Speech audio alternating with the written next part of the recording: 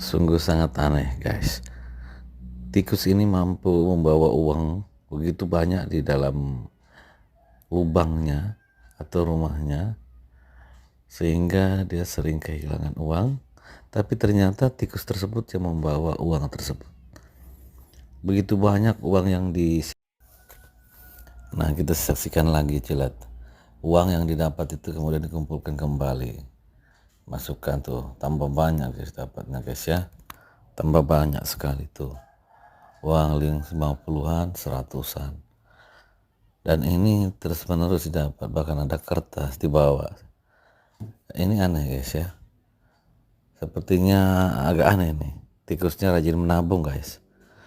Bapak ini juga menunjuk salah satu tempat lagi yang ingin ditumbuk nanti untuk posisi batu yang akan dihancurkan. Karena sarangnya kayaknya sepertinya panjang.